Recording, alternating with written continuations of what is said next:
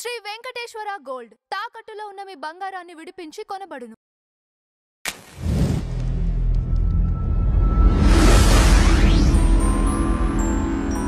నిజంగా ఆ లుక్స్ మీరు చెప్పినట్టు చూస్తే భయం కలగాలన్నారు. అలానే నేను అదే చెప్పాను, నాకు నీ కళ్ళు ఆర్పదు. ఎందుకంటే స్నేక్ కళ్ళు ఆర్పదు, అలా చూస్తూ ఉంటుంది. మీకు కళ్ళు ఆర్పే జంతువు ఏదైనా కూడా మీకు కొంచెం దానికి ఒక ఆప్యాయత, ఒక ఎమోషన్స్ ఉంటాయి.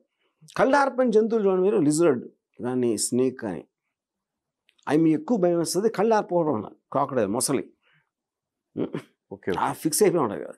సో నేను చెప్పాను డెలిబరేట్గా, అసలు కళ్ళు ఆర్పకుండా చూస్తూ ఉంటాను.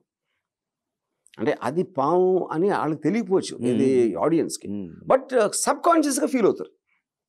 ఓకే. ఇంకోటి ఏం చెప్పాను, అతను అమితాబ్ బచ్చన్ ఎదురుగా కొత్త యాక్టర్ కూర్చుని అంత పెద్ద సీను ఉంటాం, అది అతను టెన్షన్ ఫీల్ అవుతామంటే నేను కింద కూర్చుని నేల మీద, అంటే I treated him bigger than సర్కార్, అమితాబ్ బచ్చన్ గానే ఎక్కువ షార్ట్ చేస్తున్నప్పుడు.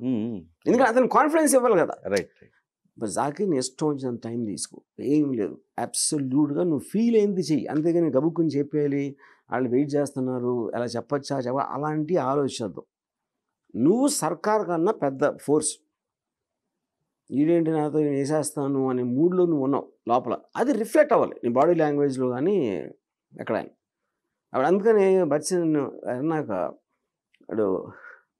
వాడు కాఫీ ఫినిష్ చేసి అక్కడ పెట్టి, అవును కూడా తీసుకొని చాలా అది ఎందుకంటే అంత టైం ఇచ్చినప్పుడే మీరు ఆ క్యారెక్టర్కి ఇంపార్టెన్స్ ఇస్తున్నట్టు కదా. Okay okay.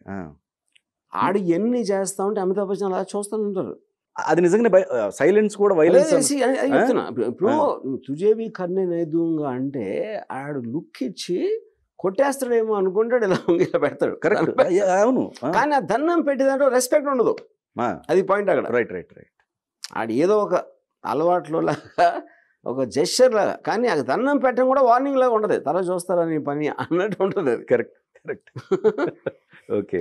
ఇంకా ఆ పర్టికులర్ సీన్లో ఎంత ఏంటంటే, నేను అమితాబ్ బచ్చన్ గారికి డైలాగ్ సీన్ చెప్పినప్పుడు ఆయన నన్ను క్వశ్చన్ అడిగారు. రాము నాకు ఆల్రెడీ తెలుసు ఈడొక్క క్యారెక్టర్ అని, ఎందుకంటే తర్వాతే నాకు రషీద్ ముజే కటకరాయ్ అంటాడు. అలాంటప్పుడు వాడికి అంత ఎందుకు మాట్లాడుతున్నా, అంతసేపు వాడితో అంతసేపు ఎందుకు మాట్లాడుతున్నాను, అంత ఎక్స్ప్లెయిన్ చేస్తా, ముజే కుచ్ లోగ్ ఐసే సమజ్తే బ్లా బ్లా బ్లా అని చెప్తారు.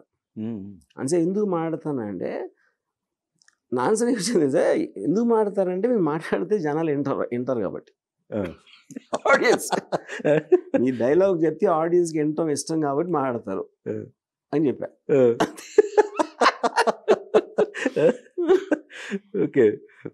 అండ్ ఇక్కడ సౌత్ నుంచి మీరు తీసుకున్న వాళ్ళు జీవా గారు, కోట గారు, వీళ్ళిద్దరినే తీసుకున్నారు. ఇప్పుడు కోట ఎందుకు తీసుకున్నానంటే, ఆ టైంలో అంటే మీకు ఎక్కడో రియల్ లైఫ్ ఇలాంటి వాళ్ళు ఉండొచ్చు. అక్కడ మీకు ధరావి ఇలాంటి ఏరియాస్లో వరదాబాయి మొదలయ్యారు ఇలాంటి వాళ్ళు ఉంటారు. మరి తమిళ్ పాపులేషన్, తెలుగు పాపులేషన్ ఎక్కువ ఉన్న చోట ఆ డాన్స్ ఏరియాకు ఉంటారు. సో వీళ్ళందరూ కూడా కలుస్తూ ఉంటారు. ఇప్పుడు హాజీ మస్తాన్ ఉంటాడు, అక్కడ దావుద్ ఇబ్రాహిం ఉంటాడు, కరీం లాలా ఉంటాడు, లేకపోతే వరదాబాయ్ ఉంటాడు, సాధు శెట్టి. ఆ కాంటెక్స్ట్లో ఒక సౌత్ ఇండియన్ పెట్టాలనేది నా ఫస్ట్ ఉద్దేశం. ఇంకా దాంట్లో కోట గారికి ఉన్న యాక్టింగ్ కెపాసిటీ మీకు తెలుసు. సో ఆయన వచ్చిన తర్వాత ఒక ఈ 2 లైన్స్ కూడా ఆయనే, సర్వమని లైట్ మ్యాటర్ మే కామెడీ కర్తా హై, సీరియస్ మ్యాటర్ మే మర్డర్. ఇంకోటి కూడా ఇంకా ఆ ట్రక్ లాగా నవ్వుతాడు చూడండి, అది కూడా కోట గారి ఐడియా. అదే. ఓకే.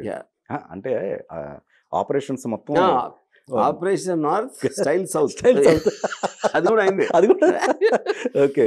తర్వాత జీవా గారేమో నాకు ఆయన కళ్ళు of the most frightening ice నేను చూసిన వాళ్ళు, ఒక స్వామి ఎవరు అప్పుడు ఆయన పెట్టాం. కానీ నేరేషన్ సార్, ఫస్ట్ ఈ సినిమాకి కథకి ఫస్ట్ ఆ నేరేషన్లో భయం ఫస్ట్ ఆయన చంపటం కాదు, ముందు ఏదైతే నిజం ఉందో ఆ నిజాన్ని చంపాలి మనం అని చెప్పి అక్కడ టర్నింగ్ ఆ ప్లేలో ఒక సర్కార్ ఎక్ సోచ్ హై ఆద్మీ కో మారనే సే పహలే ఉస్కే సోచ్ కో, అంటే అతను అంత పాపులర్ అయ్యింది జనంలో అతని మీద ఉన్న ఫీలింగ్.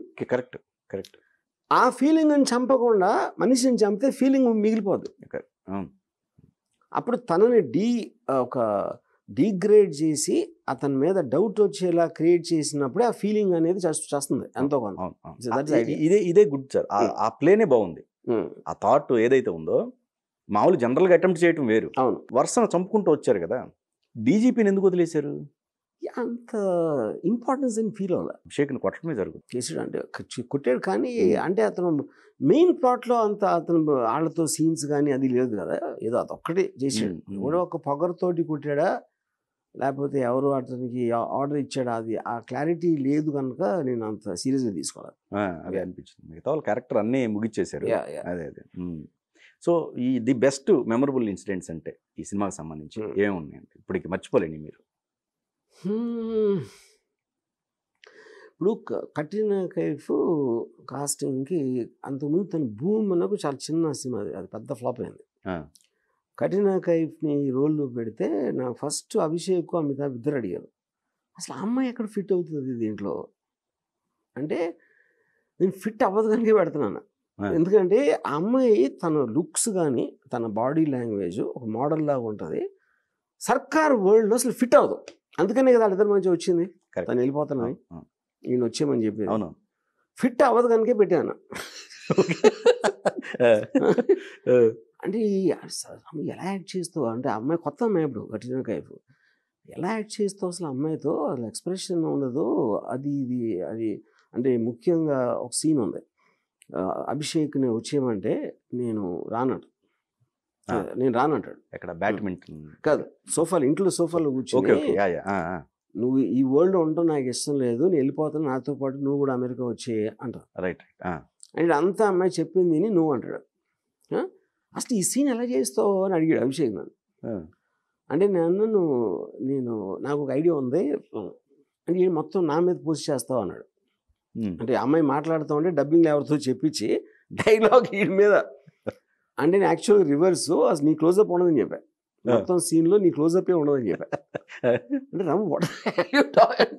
అప్పుడు ఏం చేశాను నేను, అభిషేక్ బచ్చన్ సజెషన్లో మీరు చూడండి మళ్ళీ ఆ సీన్ ఉంది, అభిషేక్ బచ్చన్ సజెషన్లో పెట్టి కెమెరా, నేను కట్రినాకి ఏం చెప్పానంటే, కట్రినా నువ్వు ఇష్టం వచ్చినంత టైం తీసుకో, నువ్వు డైలాగ్ లాగే చెప్పదు, మధ్యలో ఒకసారి నీళ్ళు తాగు, మనుషులు తాగు, మళ్ళీ ఏదో ఆలోచించు, వీళ్ళేమో ప్రాంప్ట్ చేస్తూ ఉంటారు వెనకాల నుంచి మా అసిస్టెంట్లు, అది ఒకవేళ నువ్వు చెప్పకపోతే నువ్వు సరిగ్గా వినలేవు, మళ్ళీ ప్రాంప్ట్ చేస్తారు, నువ్వు అన్నీ మర్చిపోదు అని చేంజ్ ఒకే ఒక టేక్లో ఆడు జంప్ కట్స్ పట్ కరెక్ట్.